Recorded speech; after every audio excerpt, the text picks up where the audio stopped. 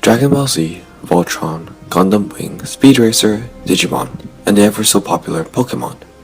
Famous cartoons have bizarre character designs. Female characters with beautiful round eyes, hair that is incredibly big with gorgeous figure and physique. Male characters will usually have enormously huge muscles, powerful bodies, and maybe, on occasion, have gigantic robots as seen in cartoons like Robotech and Gundams. So, where do all these cartoons come from? To find the answer, one must look no further than in Japan, the birthplace of Japanese animation, the main source for all this madness. Japanese animation, also known as anime, is a popular form of animation in Japan, which is quickly spreading all across the world. The major difference between anime and American cartoons is that unlike American cartoons, which are only watched by children, anime is popular among the Japanese adults and is watched by millions. The audience is not merely directed to children but to teens and adults as well. The same applies to Japanese comics, known as manga.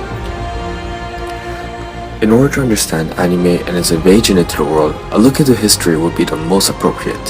The best place to start is around World War II, since that is the time when the anime manga industry evolved significantly. During World War II, the entire Japanese nation was mobilized. The people were forced to conform to the government's demands or pay the ultimate price. According to Frederick Strout's book, Manga, The World of Japanese Comics, those who failed to cooperate were punished by preventive detention bans of writing, while those who recanted were rewarded with rehabilitation programs and support from the community. Artists who had spent most of their lives criticizing the government did an about-face and offered wholehearted support to the militarists. Around 1940, many organizations from artists and cartoonists were formed. Among them were the New Cartoonists Association of Japan and the New Cartoonists Faction Group.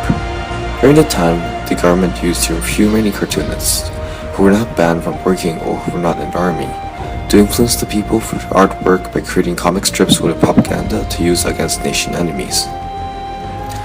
Back in Japan, after World War II, a young aspiring artist named Osamu Tezuka became a cartoonist and released his first form work, Shin Takarajima. As a child, Tezuka was a fanatical fan of Walt Disney early animations. Many were impressed by Tezuka's original style. However, it was not until Tezuka released his ultimate work, Astro Boy, that he achieved success. He was pronounced the father of manga and anime. After the god of anime retired, many others stood to take his place, resulting in a big boom of animators and manga writers. The 1980s were generally considered to be the golden years of Japanese animation. Now a great deal of money was flowing into the industry, and the world began to take serious looks at the films that were being created on a regular basis here. In 1995, Hideaki Anno wrote and directed the controversial anime Neon Genesis Evangelion. This show became popular in Japan among anime fans and became known to the general public through mainstream media attention. Many scenes in Evangelion were so controversial that it forced TV Tokyo to clamp down with censorship of violence and sexuality in anime.